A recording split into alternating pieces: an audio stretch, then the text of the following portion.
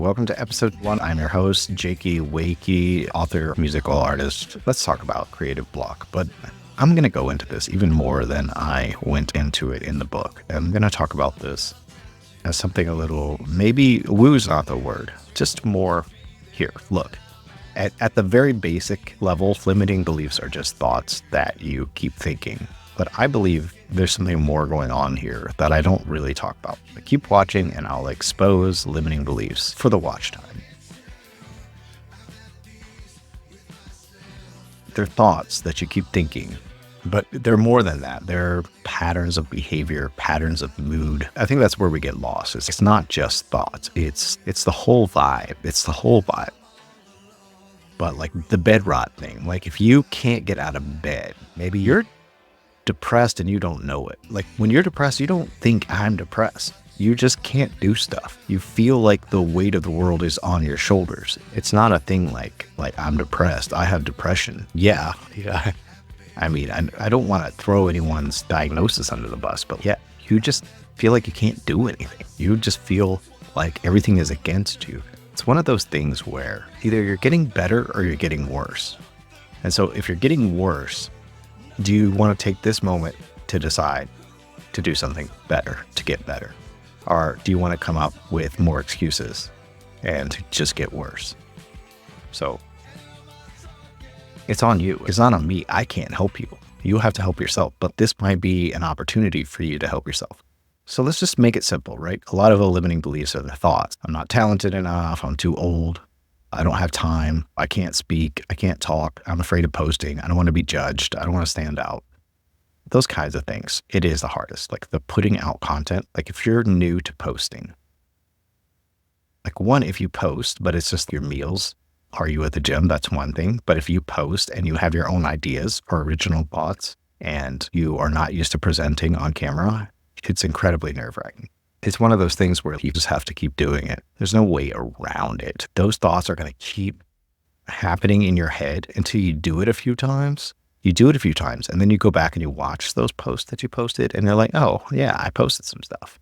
And, you know, they may be like really terrible posts. But if they're terrible, they won't go very far in the algorithm. So that's the advantage of having a bunch of terrible posts is that you just keep getting better. You keep iterating. This is not a post about social media. This is just a way that I think that you can help get over some of your limiting beliefs and creative blocks. I talked about self-talk a bit in the book about like how you can reframe your thoughts. In the book is, I don't like going to work because Brad treats me like a pile of whatever. And you can change that. You can change it to, I don't like going to work because Brad always has something up his whatever. Or it's, I like going to work, but Brad has something up his butt. Or I like going to work. I hope Brad's in a better mood today. Like you can tweak it however you want for yourself and it will not feel right. Like I'm not one of those affirmation people because it will not feel right, but you can catch yourself and you can think about what it is that you want it to be like. And then it will shift your entire mood.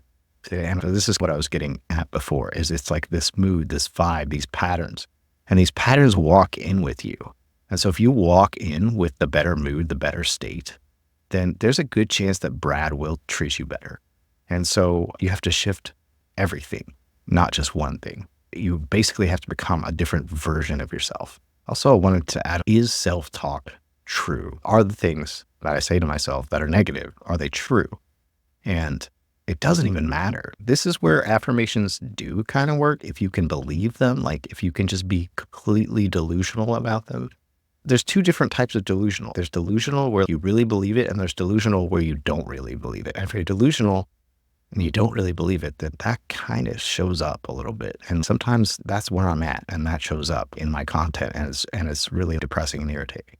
And sometimes I'm delusional and I believe it. I'm like, you know what? I'm actually putting out a bunch of good stuff. I'm really helping a lot of people, and it just makes me feel better. So it's that kind of a thing. I'm really curious, like what's going on in your mind? Like what is the thing that's like keeping you stuck?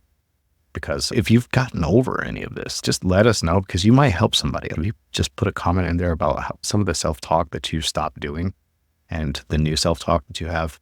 And so now we're going to go into self-awareness. And Gary Vee is famous for saying that self-awareness cannot be taught. And on the surface, this is true. But I think there are ways around this, and the way around it is a huge hack that I wrote about, and I have other videos on you can check up here, but it's just recording yourself. If you record a video diary of yourself, like you don't have to even post this. It's fine if you do. I wouldn't recommend posting this if you're not used to making content, but like at the beginning, like if you start recording a video diary and then the next day you come back and you watch it back, like you'll sometimes be shocked that you even thought those things or said those things.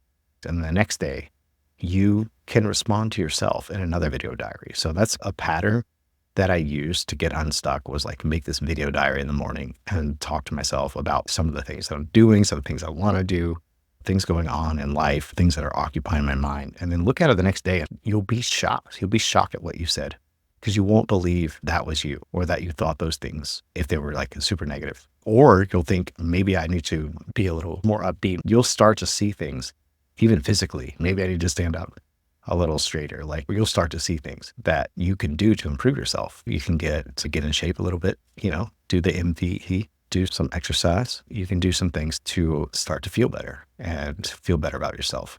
If it's just dress nicer, look nicer, be more presentable in general, speak with more confidence. Like even this is not sounding as confident as I'd like. But if I had done this podcast like last year, I would have been even more squeaky sounding and less confident. Just doing this, it's like exercising, but you're really like scraping the crust off of your brain, like scraping the rust off. That's what it is. It's like you got to scrape all the rust off. And then once you scrape the rust off, you can install a little new polish, and so you got some work to do. It's not going to be overnight. And the level of self-awareness is delayed and it's not perfect. Like you're not like 100% self-aware in the moment necessarily, but you're building on yourself and seeing how you can improve. And then suddenly, I am different. I'm becoming something more. I'm becoming something. So let's talk about patterns. So every day, most of us have a similar routine or habit, the order of things we do. We brush our teeth, make our bed, whatever, coffee, stare at your phone and scroll. Like we all have these routines, right? So if you start to become self-aware of your own patterns, you can insert new things into your routine, into your pattern. If you don't make your bed, you can add that. It's not about making your bed, or it's not about taking out the garbage, or whatever the thing is that you need to add to your routine. It's about the fact that you get that sense of accomplishment from doing something, and it starts to stack. It adds more and more confidence. So next time you show up on camera, you're like, yeah, I did this stuff too. Like I rocked out. I did my exercise. I took out the garbage. I made the bed. I did whatever it is. Oh, I already had my coffee. I'm feeling good. Like you took your shower, you did all your stuff, you get it all done and you feel better about yourself. You get that momentum going. That's what it's all about for me as far as like getting unstuck. It's like you have to do like the smallest freaking thing. You got to do the smallest, tiniest thing. And it takes a minute. It takes a while. If you made it this far, please leave a comment. Let me know if you've ever done a video diary or if you are interested in doing one, because a lot of stuff will come up. Like excuses will come up. I don't know if I talked about excuses enough, but like they're just going to come up. Like I meant to talk about this in the limiting belief thing, but like excuses will just come up. And some of them are technically good, but I'm about to go out of town for a few days. So it's like, I'm not going to be able to post, but look at what I'm doing right now. Like right now, I'm literally making the post to post while I'm out of town. So the excuse can actually be the motivation for why you need to do something instead of why you can't do. You can reframe the way that you think about things to be the ideal way that you think about things. I know I'm talking about all these like little nitpicky self-help things, but there's actually an easy way to start shifting to do all of this. Okay, if you're still stuck and you're feeling super overwhelmed, this is for you. So keep listening. I mentioned before how important having a why is, and I'll have an exercise for how to find your why. And if you're rolling your eyes, I get it, but it definitely helps to have one. So I just want to talk briefly about overwhelm. Overwhelm happens when you have too many options, like you have too many decisions to make. And then a lot of times with modern society, you have all of these decisions that you could potentially make, like what outfit to wear, what website to go to, what YouTube video to watch, even on a like stupid level. Like you're thinking about too many things. And if you're actually being creative and you're actually making something, then you have all the decisions about that business or that platform or that art, like what way to execute. And finding a way to minimize those decisions is the key to getting rid of overwhelm. Like I do this a lot on my songwriting channel, Get Songs Done. I have a framework for getting songs done. It's just a basic framework. And it helps me minimize my decision-making process. Like I still sometimes get overwhelmed over there, but 9 times out of 10, like I know what I need to do next because I have a framework, I have a decision tree, if you will, in my mind. Like, what do I do if I get stuck here? I already have a plan for if I get stuck a certain way. Like, what am I going to do? What am I going to shift to? What am I going to shift my attention to? All of that is built in. If you don't have any kind of plan or system for how you can get out of the spot that you're in, or the task that you're working on, and if you get stuck in it, then you're going to lose all of your momentum. But if instead you get stuck on a task and you know what type of task you can switch to that's maybe adjacent or similar or that can reinforce that original task, then you're going to be miles ahead of people that just fall off and just quit. You don't want to be a quitter. So don't put yourself in situations where you have to make even more decisions. Like, if you finally chose the platform that you're going to use for your online business, which for me is System.io, but if you chose it, like, stop looking at other stuff. Stop looking at the Kajabis and the whatevers.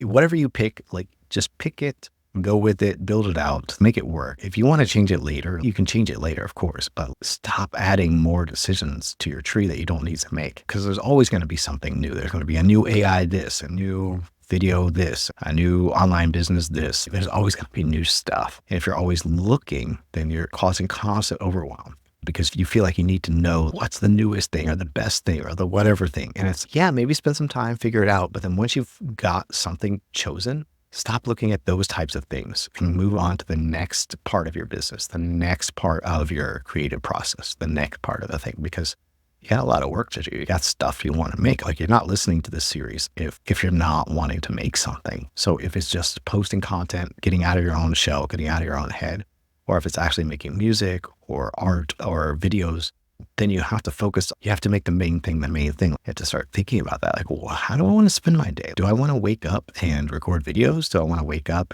and make music? Do I want to wake up and write? What's the thing that gets you going? If you're going to pursue a creative lifestyle, which is completely acceptable. We've had YouTubers forever, and now we have all these influencers online, and it's completely understandable and acceptable, and people know that it's a real business model. How are you going to make it work for you? And what is the ideal way to do it? Do you want to be worried about all these like nitpicky code things? Do you want to be worried about designing things? Where are you pushing too far? Where are you going too far in your own limitation? Because we have to wear all the hats when we first start.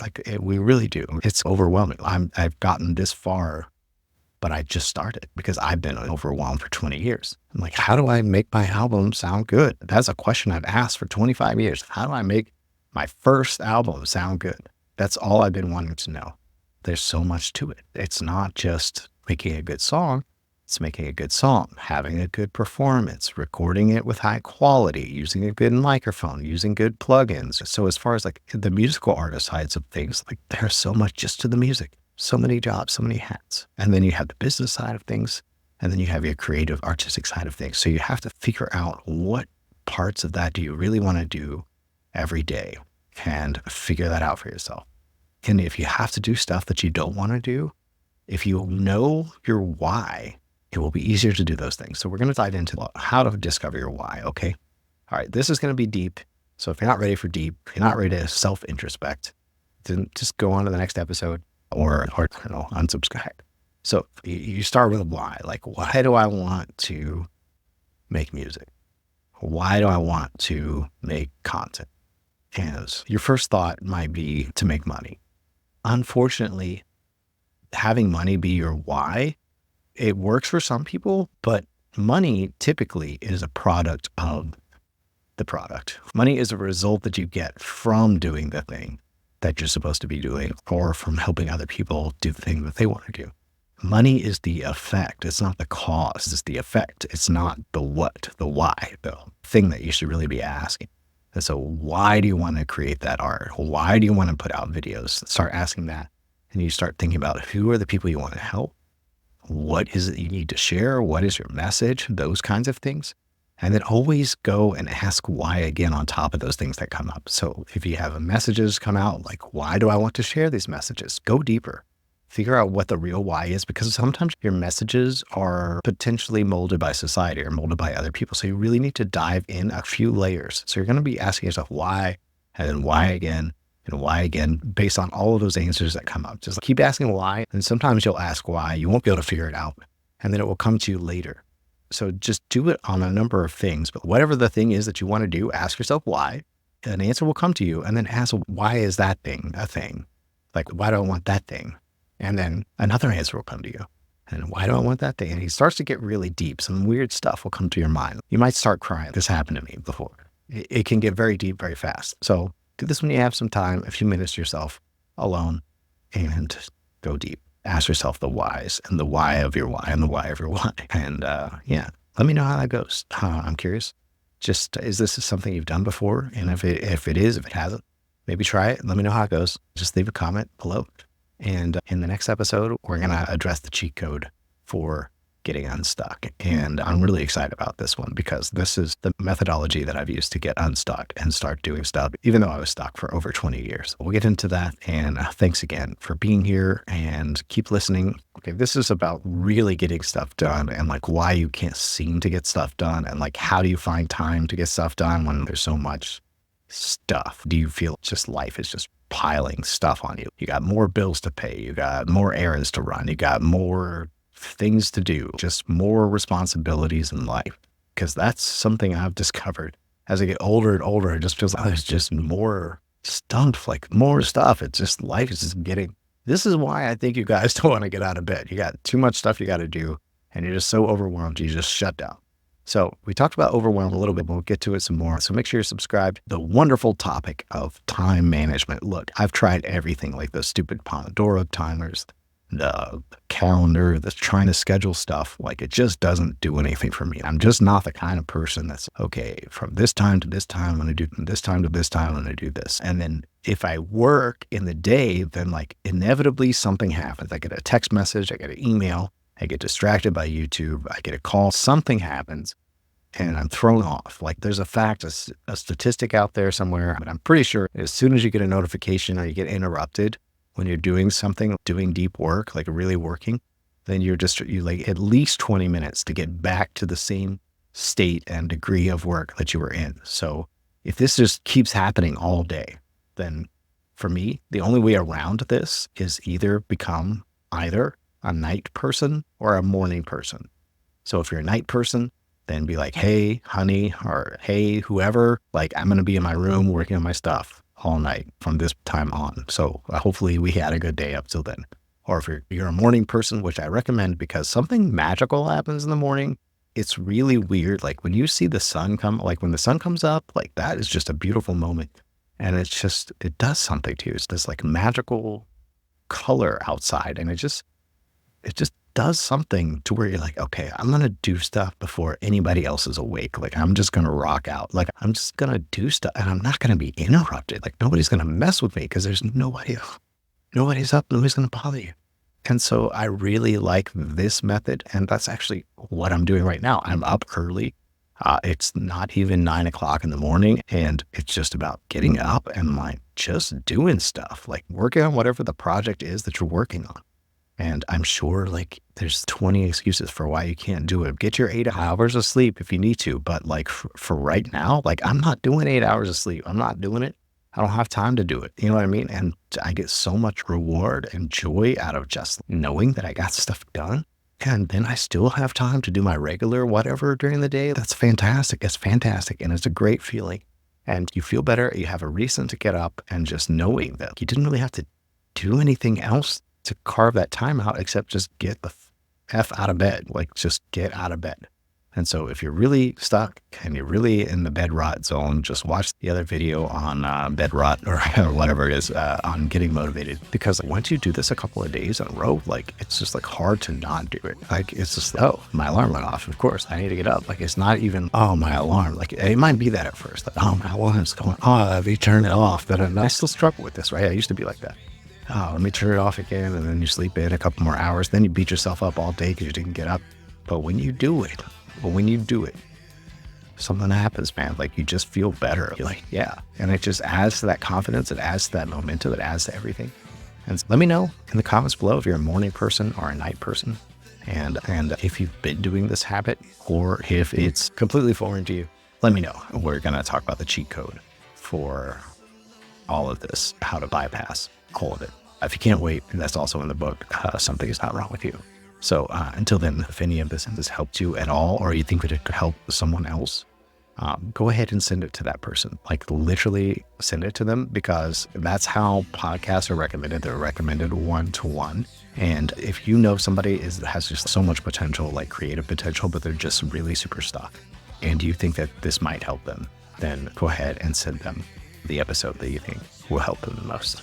Oh, and also, I guess if you're on YouTube, just watch another video up here. There should be like another recommended thing. And if you're listening on the podcast player, it should play the next episode automatically.